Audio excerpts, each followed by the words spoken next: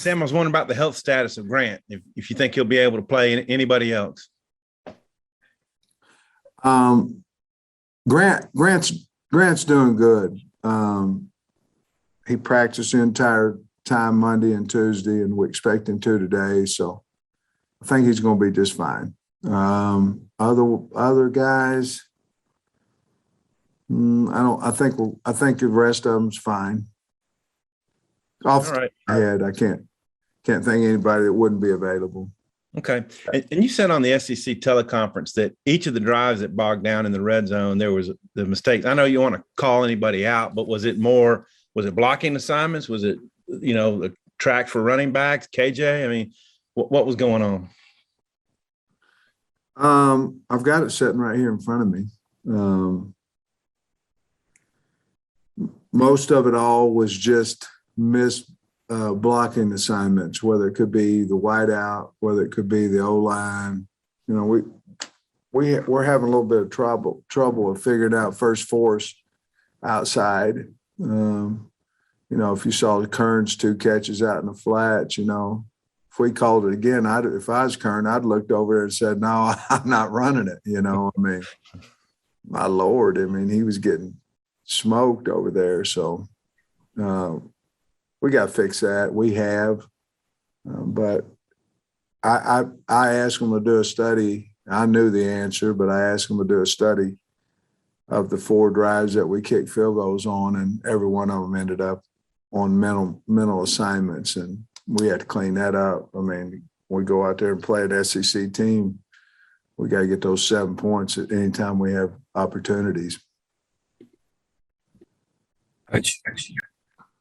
Coach, to kind of follow up on that, you said you got to clean it up. How does that look? Is it a matter of looking at it on film or taking extra drill work and practice? How do you go about cleaning that up? Well, you're 100% right. We worked on it for 2 periods yesterday. Now, part of that is, I'm not blaming the kids now. I'm blaming me. It's got to all get fixed. And part of that is, we had some young kids in the game at the time and learning experience for them, but I'd rather them learn in practice than be right in the game, so we're going to get better there. And that's we means all of us, not just a young man that made the mistake. But yeah, the only way I know how to correct something is go work on it. And that's what we did in individual yesterday. And then also, whether it be because of injuries or targeting penalties, you haven't had all 3 of your linebackers available at one time very much yet. But when you have all 3 of them, how do you determine kind of the rotation? Is it kind of a feel for it, or is it determined ahead of time? How do you determine which 2 guys are out there at one time? We have a coaches meeting every Saturday morning. It's how we're going to play the players. And so in that meeting, if there's not a whole heck of a lot of difference in this guy, that guy, and that guy, it's really, really easy to stay with the formula. We want, let's say, for instance, Bump to come out, we use a 75 play game. Let's say that we want him coming out with 50 and somebody else with 50, maybe Grant to get 65 or whatever it may be. And so we kind of have a formula there on how we're going to play them, when we're going to put them in. I believe if you're going to put somebody in the game, you need to put them in early to get used to what's going on out there. So you can talk to them a little bit about what's happening. They can relay messages back to what's going on the field. But we have that, and we stay with it for the most part. Now, if there is a significant amount of difference between the players, or if there's an inexperienced player and all heck's breaking loose on the field like Rice, sometimes those numbers, don't quite – nobody wants to play an inexperienced guy at those times in the game. So we try to have that done on Saturday and talk about it, and that's kind of the formula, how we do it. Nate? Just looking at last year's tape, what is Tomlin, what problems does he present at quarterback for Georgia Southern? Big-time athletes. He throws the ball well as well. But you know what? In their first 2 games, I think they've pitched the ball in their option 4 times. And then you turn his in there, and he's going to pitch it if he needs to pitch. He's going to keep it if he needs. He's going to hand it off. So, he's got experience at it. Very good athlete, elusive, fast. I like him. A good thrower. I think that coach is doing exactly what he needs to do with his talent, running that option. And he's got a big back. I like that big back. That he rushed for, I don't know what it was, 150 plus in the first game, where they just running power with him in inside zone off the option, with the threat of option as well. Thank you. Trey. Hey, Coach. So you mentioned earlier that you didn't like practice yesterday. I guess the energy or enthusiasm. What do you think led to that? And is that just as simple as with these guys bringing it up to them in terms of fixing it? Practice is hard. If it's not hard, then it's probably not right. And I felt that I didn't feel the same even in the meetings. I don't think it's a wake-up call. I showed them yesterday 3 different teams that had won big games, and then the next week got beat by unranked opponents. And I just said, hey, you get the drift in here. We are Arkansas, and the way we have had some, a little success is because we roll up our sleeves and we go to work. And we didn't do that to our standards, which are as high as anywhere in the country. And I have zero doubt that we'll have a good practice today. What's your thoughts on Georgia Southern offensive line? Any players stand out? And I guess what they do schematically. Well, the one thing that stands out, Trey, is all 5 of them are back. So, it might be difficult. That's difficult for anybody to teach their schematics, in their first year there. Well, every one of them's back. They've got a lot of offense now. I mean, they can go from 5 wide to running the option. And it just depends on, I guess, how they're feeling at the time. Maybe if they get behind like they did last week, they were tossing around like crazy. And if they're ahead, I think my feeling of watching them is they want to be an option team. But I like their offensive line. They're not quite as tall. You're looking at 6'3", 6'4", maybe a 6-foot guy that's going to have built-in leverage, just because of his height.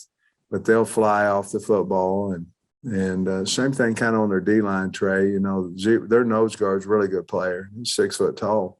And then they've got a defensive end, number 2, that I really like too. But told our team, when you go to Georgia, and you can look anywhere in the state of Georgia, but if you want to go find one that guaranteed tough, go to South Georgia.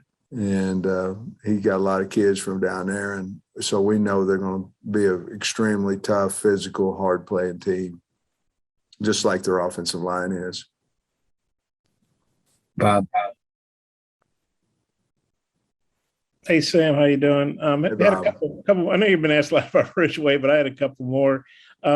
He didn't ease his way into, playing for you guys. He's playing Texas prime time, all that. What'd you think about the way he played in his first game for you guys on such a big stage? Ridge is just a special guy. I mean, came in here, fit in great with the team when he first came in because he's a worker, he's an old wrestler. And there was several plays. I liked the sack and all those things, but he ran basically hash to hash one time and caught one Texas players. And that's what we saw in his tape, from his other college. And he's just a great teammate. And he is what I call Arkansas. He is physical and has a little chipness to him where, hey, I got to prove something. And he fit in really well for us. And based on his camp, which I assume was pretty good, and based on how he played the other night, what are your expectations for him moving forward? More and more, better and better. He'll do it too because he's a worker. And he's got, a big body, 6'5", 6'6", 3 1/4, and he can run. But he's one of them guys you can pat on the back and he's going to play harder and better versus, man, I am pretty good. I don't think he really ever gets that feeling. I think he's one of those guys, like a lot of kids on our team, that man, I can play better. And I think he will. I think, that was his first really big time ball game. Now, I'm sure they had big games where he came from, but, in that atmosphere. Well, one more quick. You said on a call today that you got diagnosed the appendicitis pretty early. I've never had that, thankfully. Is that a deal where you just say, "Oh, my stomach doesn't feel good," and you guys get it checked out, or how'd you get on Yeah, that? he was actually in a meeting before practice. I'll tell you when it was. It was the mock game. And the day before, he had felt kind of bad and was throwing up, stomach was hurting and different things. And then he was sitting in a meeting. And then when we got to practice, they said, yeah, he's not going to come out. He's in there throwing up. And Dave did a great job of analyzing him. And we got him in there real fast. I think it was a lot easier surgery because it was diagnosed so quickly. Hey, thanks, Sam. Thank you. Scotty. Hey, Coach, I was looking at Pro Football Focus earlier and saw that Warren Thompson, I believe, is fourth in snaps at receiver, and he had a few catches, against Texas. What do you like about him, and what do you see for him moving forward? Well, again, he's a guy that goes to work. He's improved his blocking. He's always been able to run routes and catch the ball. I teased with him yesterday before practice. I got tired of people asking me who number 84 was. And he finally, I said, there's about 5 or 6 people in the crowd knows who you are now. At least they didn't ask me who's 84. I was teasing him, but he's a hard worker. Doesn't say anything, never hardly talks, got really good hands. And there's one that's going to get better as the season goes on too. He's still, I think he's thinking a little bit right now, to be honest with you. Not in his routes, but in his assignments. I think he's getting better and better, but I think he's playing a little slower than what he will, just because he's not positive about what's going on. He's getting close, but still has a few plays that he's playing a little slower than I'd like. Lastly, Cam Little got his first SEC award earlier in the week. Just curious what you thought about what he's brought to your kicking game so far and just the confidence you have in him. Well, y'all were at the spring game, you've come a long way since then. And he's as confident as you can be right now. And I'm as confident as you possibly could be in him. And, what's amazing is when you throw a guy out there and you're really not, I never even think about anything but get the kickoff team ready, because he's making them in practice and make them in the game. So I've been really proud of him, and he's done a great job. Amazing how strong a leg he has for not a very big dude, but that's like me in a golf swing, I don't want to play with a small guy at golf because he drives me by 100 yards, it's not any fun. Let me know if we got more questions in the chat. Tom? Hey, Sam, my question's about your scout for the defense. Is it hard to set up an offensive scout, and they're not used to doing that? And is it Renfro and Coley running quarterback? Coley. Yeah, I'd even guys today, we're going to do a little bit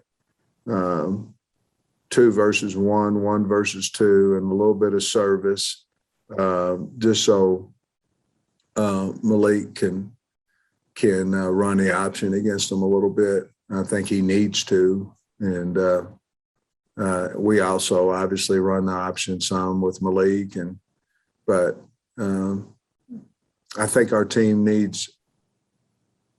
scout team was part of the problem yesterday. I don't think we did a great job on either side of the ball on the scout team, and they're so valuable to us. And so today I'm going to do a little bit more 2 versus 1, 1 versus 2 in our good on good sessions, which there's not many of them. There might be 12 plays all the day in practice, but those 12, we're going to do it 2 versus 1, 1 versus 2, so we can, service a little bit, get that look at a faster pace. Last one, Bob. Hey, Sam, I get what you were saying Monday about, last year, whether you guys had a big win or a tough loss, the team always responded the next week. But that was against an all SEC schedule. You're always playing another SEC team. Is it any different when, all due respect to Georgia Southern, they're obviously not an SEC team. They're coming off a 32-point loss, I guess it is. I mean, is it any different trying to get your guys ready for a non-conference game versus an SEC game? I would think so. I mean, we've already proven that we weren't ready to play against Rice, so obviously it wasn't easy for us to get our team prepared, ready for that, because we didn't play any good, at least offensively, in that game for at least 2.5 quarters. And so we certainly have looked back at that in the mirror, it's easy to blame the kids for stuff, but the kids basically, they'll do whatever we ask them to, and we've got to continue to be, and I'm talking about me, a better coach. So I learned a lot from the Rice game, and certainly hope that doesn't happen to us on Saturday, that we go out and be the best team we can be, and whatever the score ends up being at that point, if we play well, then we can live with it. It's that time of the year again, and all eyes are now turning to football as teams are back on the gridiron to start the football season. As always, BetOnline is your #1 spot for all of the pro and college football action this season. Get all of the updated odds, props, and contests, including the online's biggest $500,000 NFL mega contest, the world's largest 200,000 NFL Survivor contest, open now at BetOnline. Here's what you have to do. Head to the website or use your mobile device to sign up today and receive your 100% welcome bonus. BetOnline is the fastest and easiest way to bet on all your favorite sports. BetOnline, your online sportsbook experts.